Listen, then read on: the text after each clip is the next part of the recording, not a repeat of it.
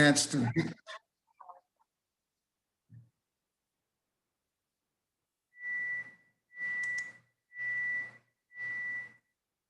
I didn't get a chance to greet everyone because of my tardiness. And actually, my tardiness was caused by me taking so long to try to get this talk together. I was changing it up to the last minute. There's no telling what might end up coming out. That's okay. I had to struggle with this. I have a firm belief in the art of acceptance. And key word in there is acceptance, of course, but there's some artistry in that. And as a quote that I put in the newsletter, artistry requires creativity, and when practiced, brings us the greatest satisfaction. So I wanted to bring this out because of the creativity. I find that there are some things that we do in life that we do because of what we were told, the rules. We follow the rules. I learned to fly a couple of decades ago, and I haven't flown in a couple of decades. But one of the things we were asked to do was to learn how to land the aircraft. One little single engine propeller aircraft, one propeller, single engine, yeah. And there were rules to follow, such as getting into the pattern at a certain altitude. On your final approach, you come in, cut the engine down a little bit, slow down, bring the nose down, put in some flaps, slow the engine or aircraft down more. And certain intervals, you would put on more flaps and then final flaps. And then you start to see the glide path. Certain instruments or lights would show you where you should be able to see the path coming down. Something on the side of the runway. That was all the rules to follow. But the trick was every landing was not the same.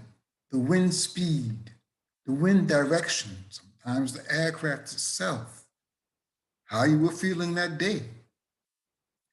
You had to kind of keep all that in mind, and you had to be creative in the ways you were going to land. And of course, when I first started, I'd come in and you have to come in at a certain angle, and then you kind of straighten out. Then you bring the nose up so your bottom, the two wheels touch. Then you glide on in. That's the idea. But of course, when I first learned, you come in, I go up too high and come down and bounce and bounce and bounce down the runway. But practice makes perfect. I want you to keep that in mind as well. With your creativity, practice comes in. So you got the rules, you follow the rules, but within those rules, you have to be willing to make some changes. And after a while, I got pretty good at it. I love to fly. I love to land. Of course, that was the most important part. When you're up in the air, you're fooling around, having a good time. You're going from here to there, but at some point in time, you want to get down to the ground safely. So that's where the creativity came in with the science, I'll call it. And the satisfaction part, well, it says it brings us the greatest satisfaction, the artistry, comes from being present while creating. That is a fundamental part of this talk, fundamental part of our life. The real satisfaction in life doesn't come from the results of what we've done, what we do. That's just some phenomenon that's going to fade away. But it's the present moment, being present in whatever it is you're doing, that brings the satisfaction.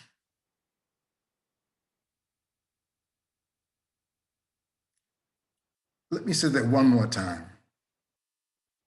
It is being present with whatever you are doing that brings the satisfaction. That's basically what this life is about. So the artistry comes in the present moment. Our teacher, Rania, gave a talk last Thursday, I hope you were able to listen, had to do with intuition. And intuition, of course, required practice and experience, but when you could not be intuitive until you were in the present. And things just came to you. That's what this life is about. That's what this talk is about. So let me get in a little bit deeper about acceptance. Acceptance is more than just being patient with phenomena as it arises. Sometimes it's good, sometimes it's not so good. But acceptance is actively working with phenomena. And by the way, everything is phenomena. If you're alive in a body, everything that comes up is phenomena, whether it's a thought, whether it's a feeling, whether it's an activity, whether it's an event, I don't care what. If it's a color, you can see it, hear it, smell it, taste it, and whatever other senses are, think it, have an emotion about it, that's phenomena, period. We live in a world of phenomena. And according to the Buddha, accepting phenomena is the key to enlightenment. So, there were a lot of things pointed out. I'm not going to go through them. You've been taught this stuff. You know what the Buddha has to say, especially about suffering and what you have to do to end suffering. So acceptance is key, but there's an art to it. And I'm going to explore that a little bit. Let's look at phenomena first. Phenomena happens. Soon as the phenomena appears, judgments and opinions follow. They're formed. They just come, almost like with it. But that's part of us. When we sense things, we want to know what's going on. And usually we want to know what's going to harm us or help us. So we form an opinion about it right away. Problem comes in when we either cling to it or form an aversion to it. So you cling, and next thing you know, you're following that thought, that feeling, that action, that judgment that you've made, and you're going, bam, bam, going with it. Man, I shouldn't have said that. I couldn't know, what else was I thinking? This is that kind of second arrow thing that Buddha talked about.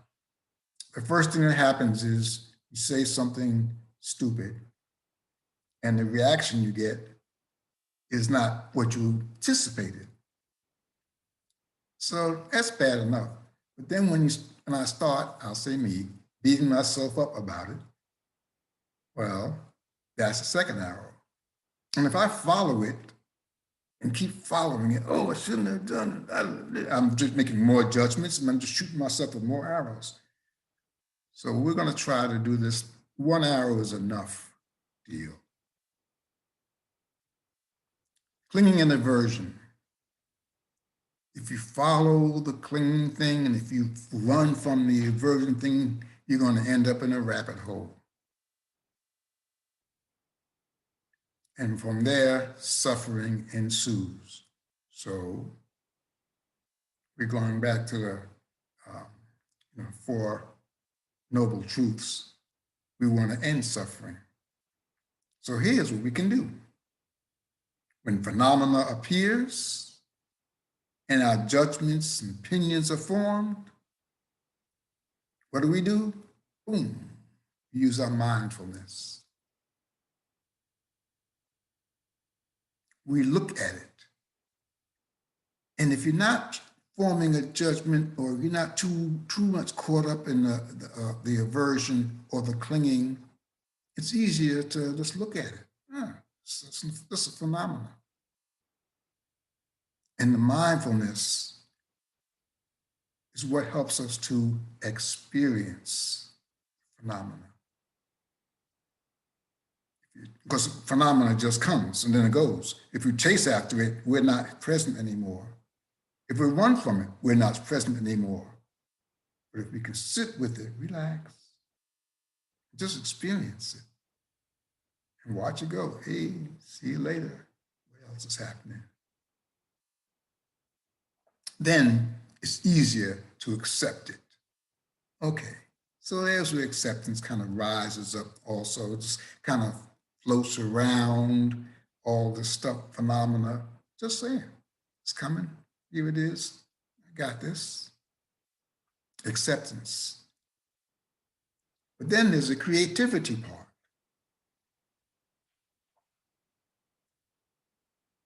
That's where we are able to start playing a little bit. That's where we start able to be bringing new things in. Because all of this is part of the stillness, part of the presence. So we use our stillness to step out of time.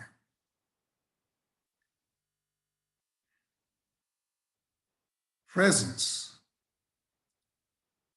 implies almost that you're present. You know, I've been taught, I'm sure you've been taught, yeah, everybody's been taught. You got the past, you got the present, you got the future. But what I'm finding truth to be, there's only the past and the future that's part of time. Whenever I look at the present and say, and think I'm in the present moment is a period of time, what happens is I'm chasing the time, because here's the present, no, there's the present, no, there's the present, no, there's that. Whoa, come back. There's the present, and then there I go again, because I'm thinking it's part of time. But no, presence and now, present moment is not a part of time. It's that stillness.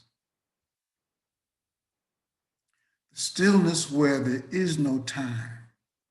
And things are not so important. Nothing to get excited about, go crazy over, and just relax. And that's so difficult to do. But when I start with the fact that it's not part of time, I consider it more of a space. It's not really that either, but it's closer than thinking of it as time. So when I want to be present, and I find my mind going off down some rabbit hole, I just say, stay here, talking to myself, Wallace. Stay here, relax, stay here, just be here. And what happens is whatever I'm doing, wherever I am, I'm watching whatever's happening happen without chasing after something. That's part of acceptance.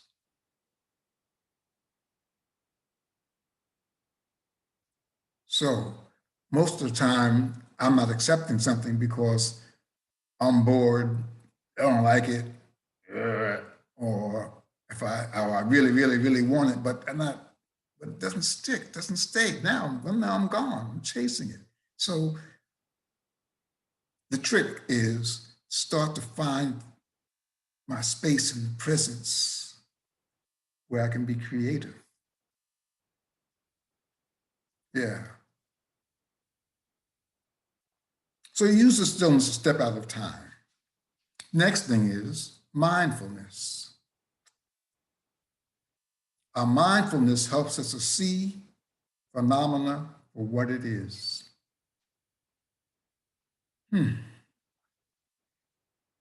That's a good trick if you can do it. And I shouldn't call it a trick. Really, it's just like it's there.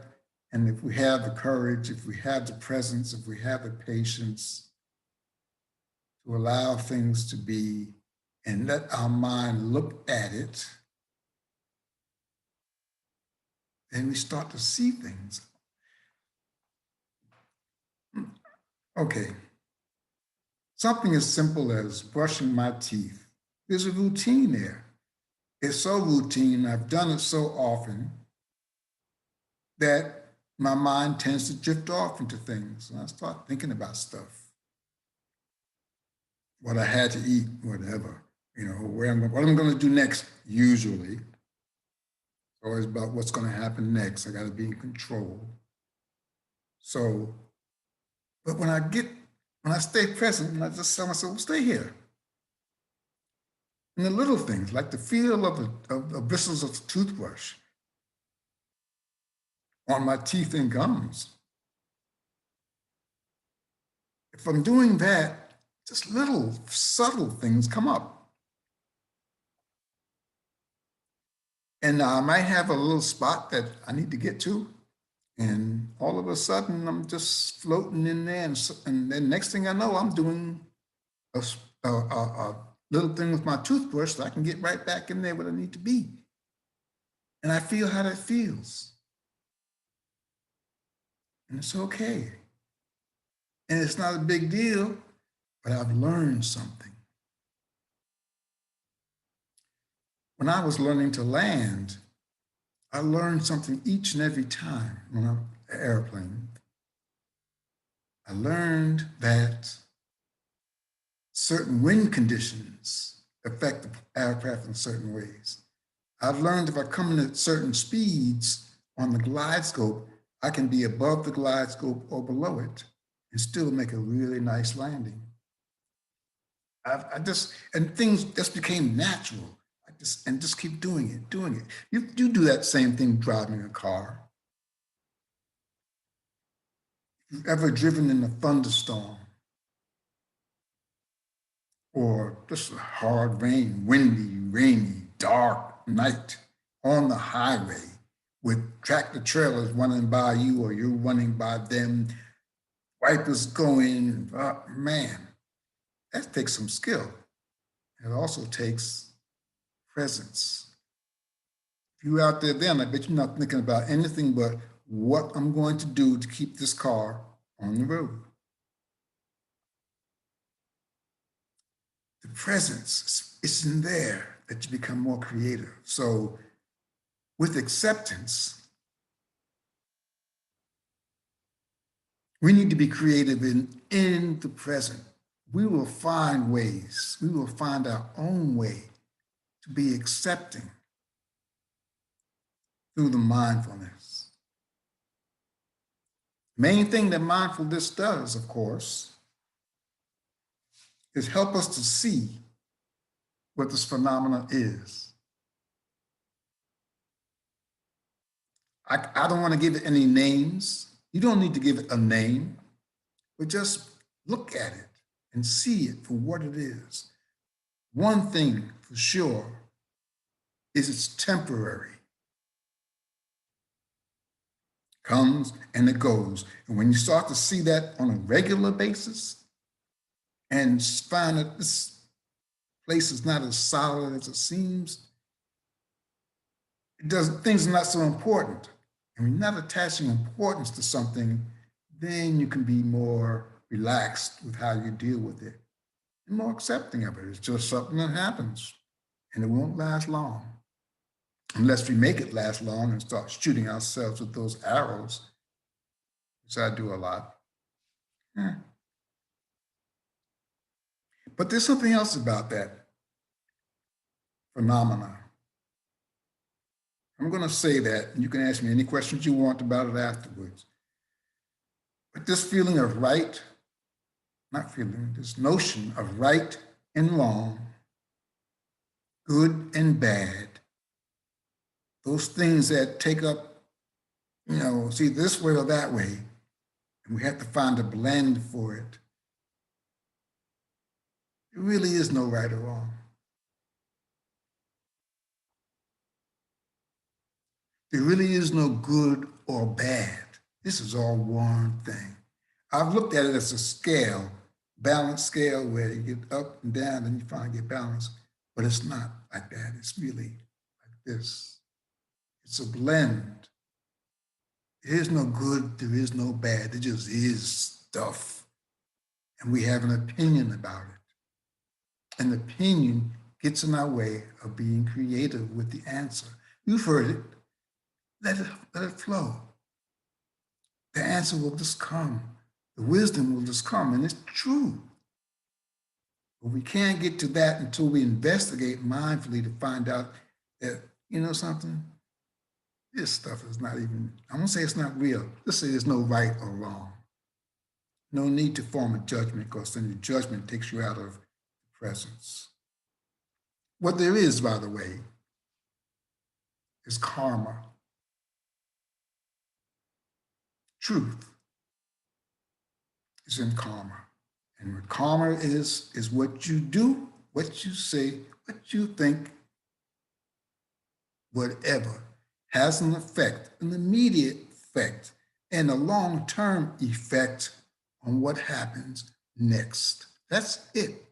It's not whether you were a good person or a bad person, whether you were judgmental. There is no right, there is no wrong, there's karma.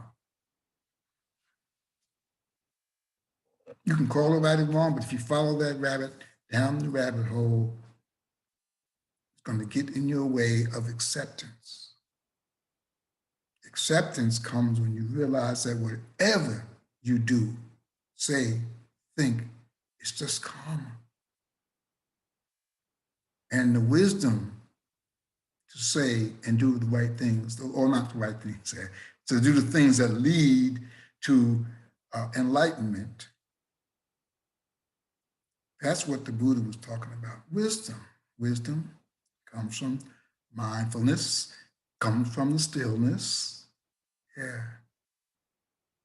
That's where the creativity is. Okay. First thing, know the rules. That's the Dharma. You have to know the Dharma. If you're going to be a Buddhist and you're going to want to be enlightened, you have to know what the Buddha said. That's the Dharma, the teachings. You don't have to know it all, because he got stacks of volumes with, oh God, Ronnie knows it all. So if you need to know, ask her. But whatever she teaches, whatever you read, somebody's look at something and just learn. That's all, just learn. But that's just the rules. Now you want to do the open mind thing. That's where, well, what if? Suppose. What if I tried that? What would happen if I did this or that? It's like cooking a meal. Nah, not even a meal, just cooking, period. The rule is you mix something together and you apply heat. That's the basic rule. After that, you can be as creative as you want to be. Okay, so you want to make oatmeal, you get some water, mix the oatmeal in it, heat it up, you got oatmeal. But then you want to add raisins, maybe some nuts, a little bit of cinnamon, maybe less water. Maybe you replace the water with the milk, whatever. That's the creativity. So don't be afraid to be creative with your acceptance or your phenomena. Acceptance of phenomena. So you know the rules. Now, keep an open mind. Be willing to change stuff. Don't be afraid. What's going to happen? Something will, by the way. That's karma. And as things happen, you might say, oh, no, that's not what I wanted. Not, oh, that's too terrible, but I didn't want that.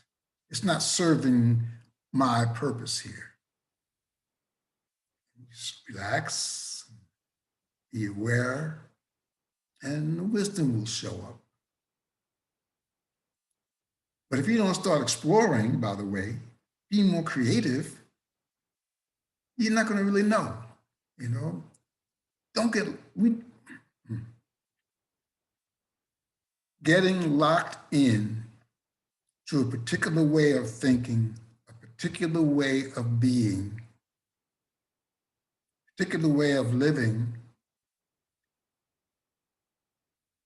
we miss out on so much. So try. Don't be afraid. Try. Make it just for the heck of it. But if you have a purpose, do it for the purpose. Go back to school if you want to go back to school. Get a new car. Don't drive at all. Whatever you decide to do, it's your life. Create your own life. There's no right or wrong. Only what serves your purpose. It's the karma of it all. So you don't have a job, can't get any funds from anywhere, you don't care, you end up homeless. But all the monks were kind of homeless. They seem to be happy. Now, I'm not saying that you should just give away all your wealth. The Buddha did say that you should have some wealth. You should have a wise way of living or making money, whatever. That you had to have the basic stuff so you could live a decent life. But from there, that's the rule. But from there, go ahead and be creative about what you do with your life, what you do with your personal relationships, especially relationships. I'll kind of end with this in terms of creating our own life. Whatever works for you within the rules. Relationships are key, which is one of the reasons why I wanted us to be together in this meditation, to be in the same space as we relax, because we are. I don't care whatever happens in life, whatever's going wrong, if it's relationships, there's no wrong. If relationships are not working out the way you want them to, work with it, work with it, work with it, be creative. You can accept it that relationships are not working out so well. But that doesn't mean you sit back and say, oh, well, I'm in relationships. Oh, it's okay, it's cool, I don't have any relationships. Just be creative with it and don't worry about what happens. Don't judge. Well, I shouldn't say don't judge because everybody judges. You're going to do that. As soon as you do, bring yourself into the present moment, analyze that, and just keep on moving. Things will work out. Let's all work on our relationships. So, we have limitless choices. We really do. There's the only thing stopping us is our minds. So I'll leave you with this. Mindfulness in the stillness will show you what phenomena really is all about. And while you're there in that stillness, just go and work and see and do. Bring that to your life. Don't be afraid. You're going to die. Yeah, by the way. Sorry to remind you of that, but you know, you don't really die either. That's another story. I'll give you that at another talk. But right now, just don't worry anymore. Relax. Be in the moment. There's so much in the moment, so much more than what's forward or what happened. And use that creativity that you find in the moment all the time in your life. So that's it for me. I want to hear from you.